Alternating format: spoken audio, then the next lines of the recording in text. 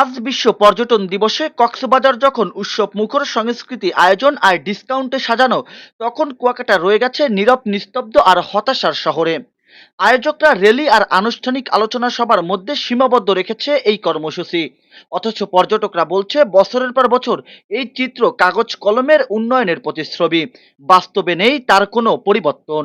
পর্যটন দিবসটা আসলে আমরা মনে করি সাধারণ মানুষ হিসাবে এটা একটা আমাদের জন্য উদ্দীপনার একটা অংশ, এবং সেই উদ্দীপনার অংশ এগুলো আসলে আপনার ওই আলোচনার টেবিল, কিছু পত্রপত্রিকায় কিছু করপত্র ছাপা হলো, এর মধ্যে যেন সীমাবদ্ধতা না থাকে।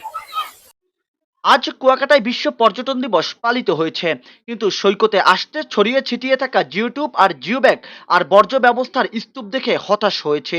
সৌন্দর্য আছে কিন্তু নিরাপদ পরিবেশ আর পর্যাপ্ত সেবা নেই। ভেবেছিলাম ডিসকাউন্ট কনসার্ট পাবো, কিন্তু সবই বৃথা মনে হচ্ছে, যেন নিরাপদ খালি শহরে চলে এসেছি। এমন অসংখ্য অভিযোগ দিয়েছে পর্যটকরা।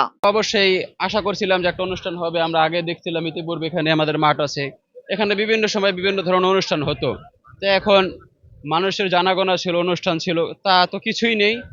তো মানুষেরও আয়োজন খুব দুর্বল, এজন্য আমরা অত্যন্ত দুঃখ প্রকাশ করছি। এটা আগে অসম্ভব সুন্দর ছিল। তো আগে অনেক জাঁকজমট ছিল, মানুষের আনাগোনা বেশি ছিল।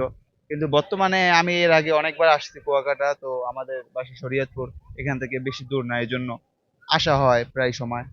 তো আগে যে একটা আনন্দ মুখর ছিল কুয়াকাটাটা, এখন আর ওরকম নেই। সৌন্দর্যটা যে আগে ছিল ওরকমটা নেই। এই যে আজকে বিশ্ব ট্যুরিস্ট দিবস বললেন, তো এখানে কোনো আমেজই নেই।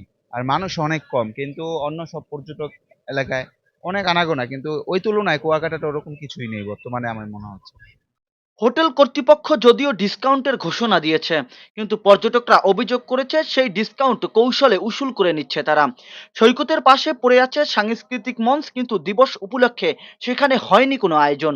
পর্যটকরা বলছে এ যেন উৎসব নয়, বরং শুধু নামমাত্র অনুষ্ঠান।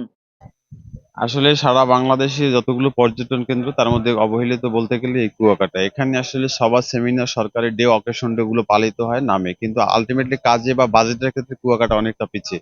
আমরা যদি বলি কুয়াকাটা সমুদ্র সৈকত এখন পর্যন্ত যতটা টিকে আছে, প্রাকৃতিক ভাবে যতটা সৌন্দর্য নিয়ে আসছে, এতটুকু সীমাবদ্ধ। কিন্তু সরকার কিংবা লোকাল ভাবে যে অর্গানাইজ করা বা এটাকে আরো ডেভেলপিং করা, কিংবা এটাকে যদি আরো আরো নান্দনিক করা, এরকম কোনো উদ্যোগ কিন্তু এখনো নেওয়া হয় না। যে কারণে কিন্তু প্রতি বছর বিশ্ব পর্যটন দিবস আসে যায়, কিন্তু আসলে আলটিমেটলি র্যালি এবং সমাবেশের ভিতরেই কিন্তু সীমাবদ্ধ থাকে। সেক্ষেত্রে বিশ্ব পর্যটন দিবসে অন্ততপক্ষে এই যে পর্যটকদের মনোরঞ্জনের জন্য একটা বড় একটা মঞ্চ প্রোগ্রাম হইতে পারে, বা সাংস্কৃতিক বড় অনুষ্ঠান হওয়া উচিত।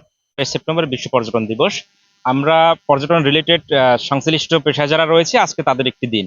আসলে আজকে আমাদের একটা দিন হলেও, উৎসবের দিন হলেও, কিন্তু আমরা আসলে সেই উৎসবটা করতে পারি না। পুরো পাঁচশে একটা পর্যটন দিবস গেল একটা র্যালির মধ্যে সীমাবদ্ধ।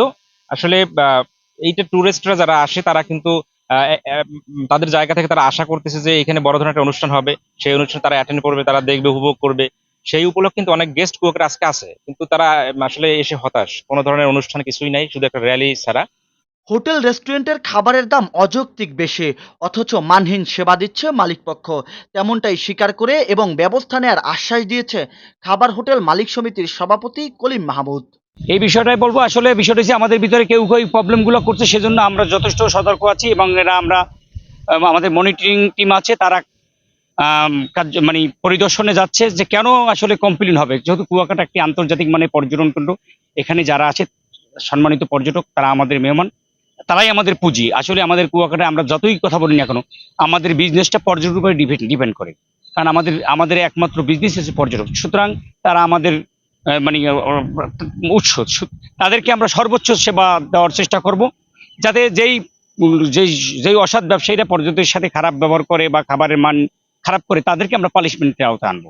স্থানীয় হোটেল মোটেল মালিকরা স্বীকার করেছেন কক্সবাজারের মতো উৎসবমুখর পরিবেশ কুয়াকাটায় তৈরি হয়নি। পর্যটকরা হতাশ হয়ে ফিরে গিয়েছেন, তবে সরকারকে দায়ী করেছেন তারা। পর্যটন স্পটে ঘুরতে যায় যে বিভিন্ন আয়োজন থাকে, কিন্তু আসলে আমাদের কুয়াকাটা দুঃখের বিষয় যে আমাদের কুয়াকাটায় ওইরকম কোনো সরকারি পর্যটন মন্ত্রণালয় বা কোনো সেক্টর থেকে আসলে এই ধরনের কোনো কোনো সময় আয়োজন করা হয়নি। শুধু ব্যানার এবং আলোচনা সভা, এর মধ্যেই সীমাবদ্ধ থাকে, বা একটা সর্বোচ্চ র্যালি।